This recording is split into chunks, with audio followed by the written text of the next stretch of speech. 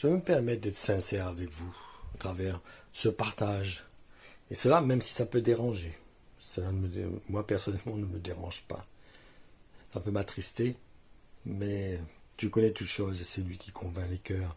Il connaît ceux qui lui appartiennent. Du coup, je ne peux pas voiler la vérité concernant l'esprit de l'évangile de Jésus-Christ, car j'aurai des comptes à rendre devant Dieu lorsqu'il va me montrer que certains seront en enfer sans avoir pu entendre la vérité sur l'évangile. L'apôtre nous dit dans Actes 20, 26 et 27, « C'est pourquoi je vous le déclare solennellement.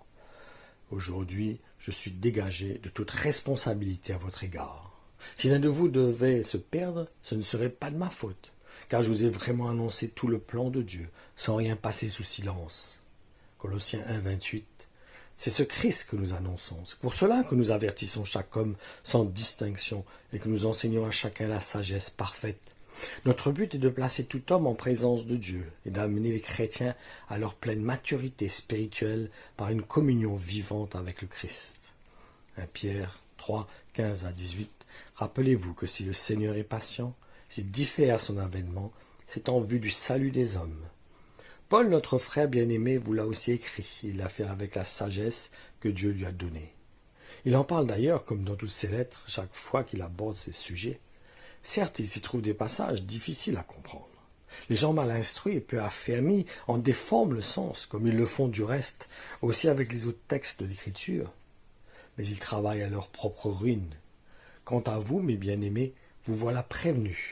Tenez-vous donc sur vos gardes, afin de ne pas vous laisser entraîner, vous aussi, par les égarements de ces hommes sans foi ni loi, au point de perdre la position solide dans laquelle vous êtes ancrés. Au contraire, continuez à croître dans la grâce et la connaissance de notre Seigneur et Sauveur Jésus-Christ. À lui soit la gloire, dès maintenant et jusqu'au grand jour de l'éternité. Nous voyons que l'apôtre Paul encourage réellement à prendre au sérieux l'Évangile, que ce n'est pas une mascarade, simplement des paroles pour adoucir, pour manifester une compassion, un amour, ça ne se limite pas à cela. L'Évangile produit la vie, produit ce désir de servir Dieu. Il ne produit pas un désir de s'asseoir et d'attendre que tout nous tombe dans les mains. Non, il y a une recherche. La parole, l'Esprit de Dieu, quand il saisit nos cœurs, quand il vient dans notre cœur, c'est pour produire la vie, c'est pour produire une volonté en nous, une capacité en nous, pour faire la volonté de Dieu. C'est pas un esprit qui attend, qui est là et qui attend qu'on ait bien la volonté, bien le désir de faire quelque chose. C'est lui qui produit en nous le vouloir et le faire. Quand il vient dans mon cœur, quand il me parle, c'est parce qu'il veut m'emmener accomplir un plan. Si l'Esprit de Dieu est venu dans ma vie, c'est pour accomplir quelque chose. Ce n'est pas pour attendre qu'il fasse la chose. Non, il veut m'équiper pour accomplir ce qu'il a prévu, ce que le Père a voulu et désire que je fasse pour sa volonté. Dans mon union avec Jésus-Christ, je suis uni avec Christ. Et ce que Christ veut accomplir, il l'accomplit en moi par la puissance du Saint-Esprit. Je n'ai pas besoin d'attendre. J'ai juste besoin de disposer mon cœur. J'ai besoin juste d'ouvrir ma bouche. Après, c'est lui qui me conduit. C'est lui qui m'inspire. C'est lui qui met ce qu'il faut dans ma bouche au moment opportun. Il me met des pensées dans la journée. Il me suggère des choses. Mais c'est à moi de vouloir les accomplir, d'obéir. Je suis pas obligé, il va pas me mettre un couteau sous la gorge pour m'obliger à faire la pensée qu'il met à mon cœur. J'aurais des comptes à rendre aussi dans ce sens. Moi, personnellement, je sais, il y a des choses qu'il m'a mis à cœur et que j'ai pas vraiment, me suis pas appliqué à obéir. J'aurais des comptes à rendre. Mais chaque jour, dans mon cœur, je crie, il y a un cri, une souffrance, pour que Dieu m'accorde cette grâce de me laisser conduire, de me laisser l'Esprit de Dieu qu'il a déposé dans mon cœur, m'emmener là où il désire. Mais il va pas, frère et soeur, il va pas me prendre la main et puis par force me traîner pour faire quelque chose. Non, il faut être lucide, il faut être sage. Dieu n'est pas ainsi.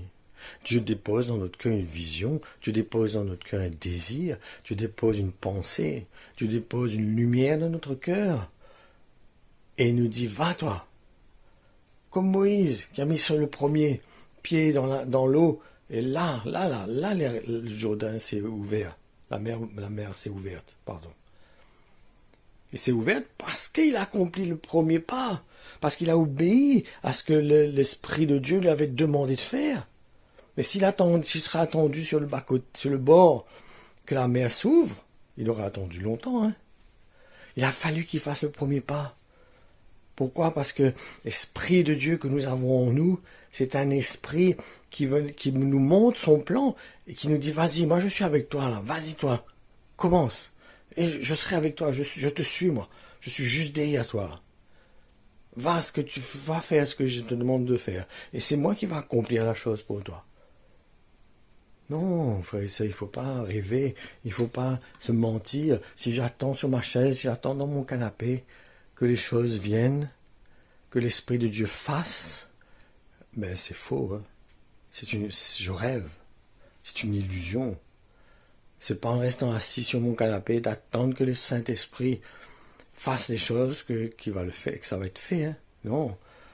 J'ai besoin d'écouter. J'ai besoin d'être sensible. J'ai besoin de laisser l'Esprit de Dieu me conduire, me diriger là où il veut m'emmener. Et lui, il accomplira ce qu'il faut faire dans sa volonté, dans la volonté de Dieu. Il ne va pas faire ma volonté. Il ne va pas m'emmener un café sur mon canapé. Hein. Il ne va pas m'emmener des toasts sur mon canapé. Non, hein. Non, pas du tout.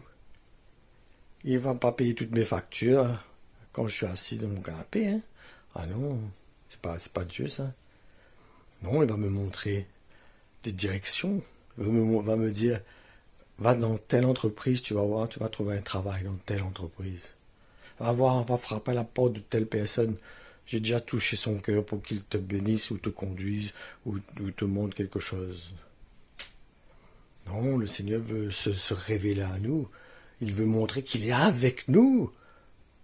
Mais il faut qu'il voie l'obéissance dans notre cœur, un désir de le servir, de faire la volonté de Dieu. Quand j'ai envie de faire la volonté de Dieu et je ressens quelque chose dans mon cœur de Dieu, quand je commence à faire la chose, Dieu m'accompagne là, il est avec moi là. Là, il fait la chose, il œuvre, il touche des cœurs, il ouvre des portes, il intervient parce que je suis dans cette disposition d'obéir aux directives qu'il me donne. Donc ne nous trompons pas. Ne nous laissons pas séduire. Ne dormons pas, frères et sœurs. Soyons dans cette attitude d'entendre ce que l'Esprit veut mettre dans notre cœur, les directives qu'il veut nous donner. Et mettons-nous à l'œuvre. Maintenant, si je me mets à l'œuvre, et puis toutes les portes se ferment, et que rien ne se passe, ben là, à mon avis, c'est pas vraiment lui que j'ai entendu là. Parce que là, il m'accompagne pas. S'il m'accompagne pas, ça veut dire c'est pas lui qui m'a demandé de faire cette chose. Maintenant, si je commence, les choses se font pas, et au fond de moi, il me dit, continue toi, je suis là, j'ouvrirai les portes au moment voulu. Là, c'est autre chose. Là, c'est autre chose. Mais si je persévère et toujours les portes sont fermées, comme s'il me résiste. Ah non, ben là, il faut que je m'inquiète là. Il y a quelque part, je dois me dire, ça c'est pas la voie de l'esprit, ça. Il faut mieux que je sois sage. Je m'arrête et je cherche vraiment le Seigneur. Voilà mes frères et sœurs, soyez bénis au nom de Jésus-Christ.